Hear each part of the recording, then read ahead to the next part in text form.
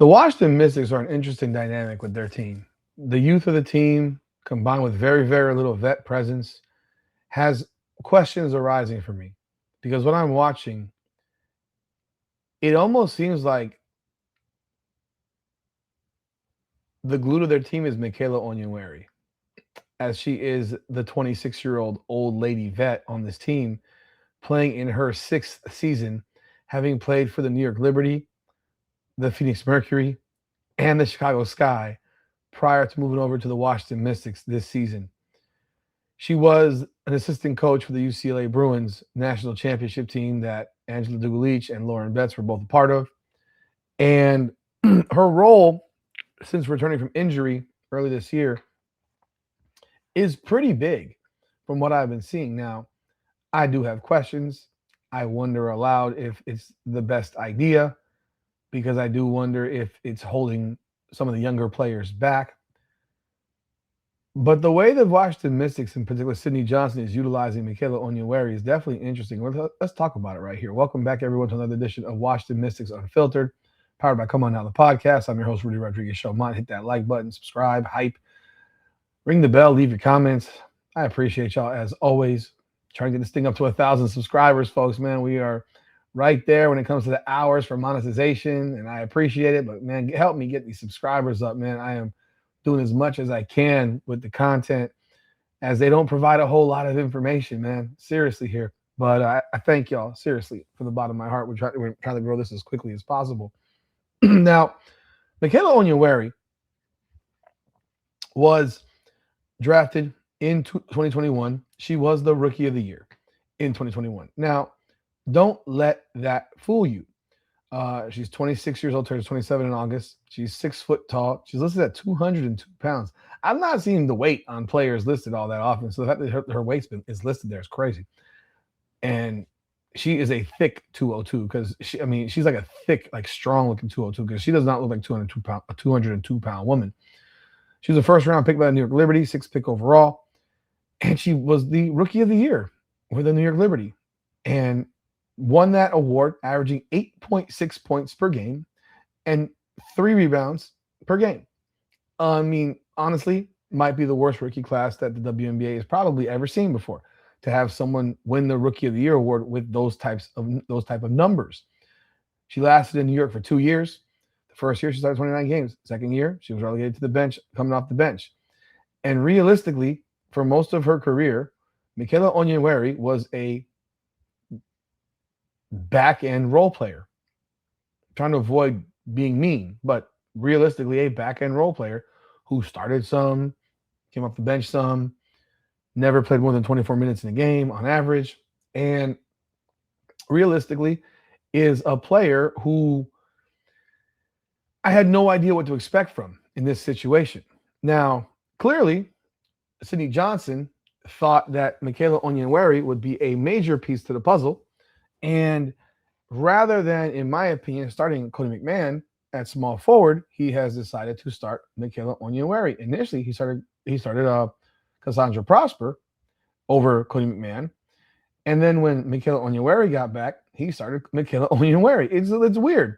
So a player that has largely half of her career come off the bench and who has never averaged more than 8.9 points per game in a single season, seemingly all of a sudden becomes a centralized focus of this offense. And honestly, surprisingly, and I'll say this surprisingly enough, has become a necessary component to this offense. She's averaging her career high right now in points, 11.5 points per game. She's averaging 3.3 rebounds, second best in her career. She's averaging 1.3 assists, which is tied for the best in her career. But more importantly, she is looking more and more like the best shooter on this team. As crazy as that might sound, because you would presume that Sonia Citron would be in that position. But realistically, she is shooting 44% from three-point range right now. Tonight, she was 4 for 4 from 3 against the Connecticut Sun in the win. She had 22 points. She is coming on as a very important piece to the puzzle. Now, the question lies, is it the best decision to have her starting over Cody McMahon? You might say yes right now, but is it the best decision to run so much offense through Michaela Onyenwere as well? And that's where I'm conflicted because when I look at Michaela Onyenwere, I think of her as a role player, number one, which she absolutely is. But more so, I look at her as someone that I think should be one of their defensive stoppers on this team, on the wing, for which I think she's a decent defensive player. I don't think she's a great defensive player. But when it comes down to it, you have younger players that I think really need development. It's not like Michaela Onyenwere is all of a sudden going to become the best player on the team in the WNBA. And that's where I'm concerned, because the shots that Michaela Onyenwere is taking are shots that Sonia Citron should be taking. And what I mean by that is shots that are created by a point guard who gets her open.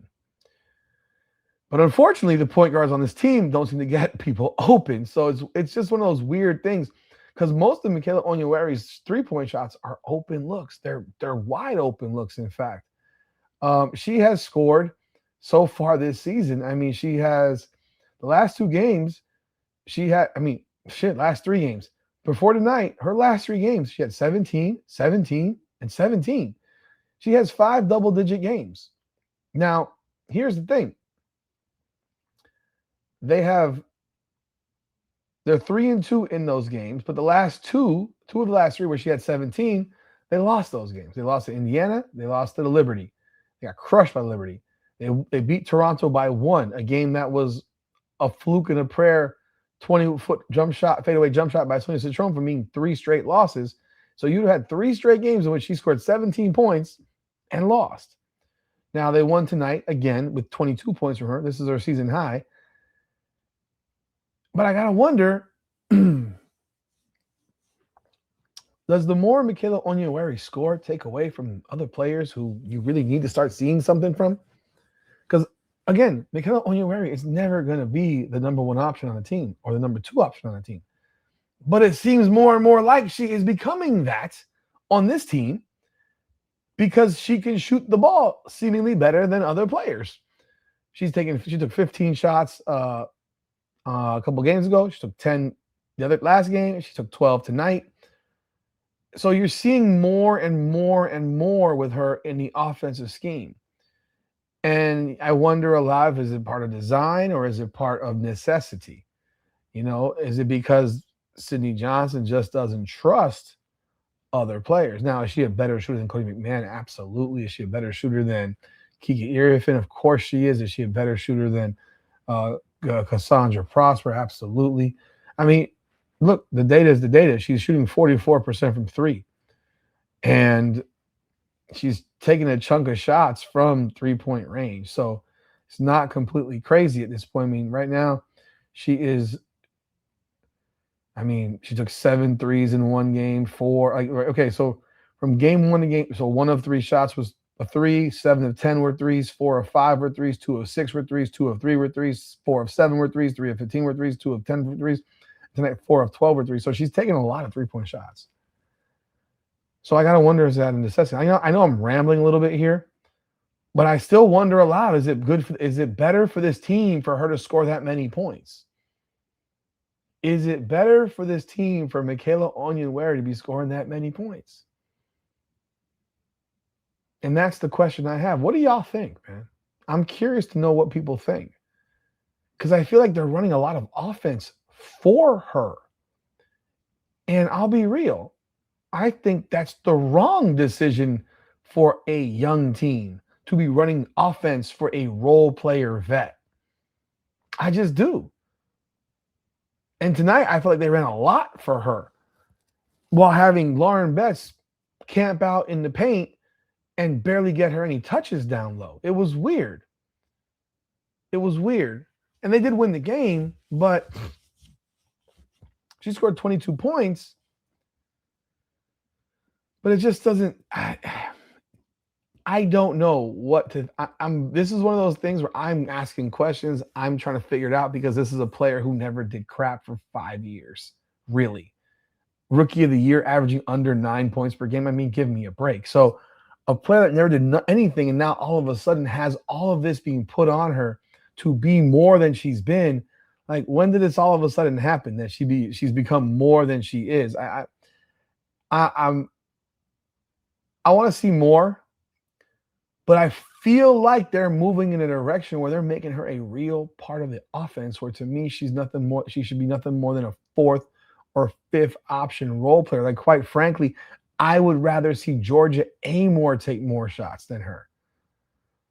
Like, her role to me is one where she should be a role player who might almost in the Lexi Hull world of you get an open three, shoot it. But what you've seen the last few games is way more than that, where they're actually running offense through her, for her. At least that's what it appears to be. You know, Sonia Citron should never take less shots than Michaela Onyenwere. Ever. Ever. And I do believe against the Toronto Tempo, that is what happened. She took 15 shots. I believe so, if I'm not mistaken. And Sonia Citron took, actually, I'm sorry. Sonia Citron she took 16, so she took one more shot. And I think that's only because Shakira Austin only took 6 shots that night. So again, I guess I was wrong. I proved myself wrong in the video. And let me see what happened in this particular game. Against the New York Liberty, though, she took more shots than Sonia Citron. 10 shots to 9. That should never, ever happen. Should never happen. So it's weird.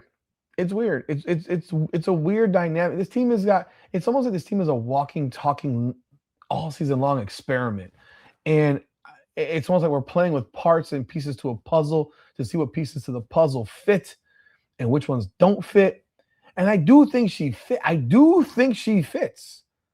Don't get it twisted. I think she fits, but I don't think she fits as a player that should be taking double-digit shots in a game and now having done so for 3 straight games, even in a situation in which you have players out with injury, with Kiki and Shakira out with injury.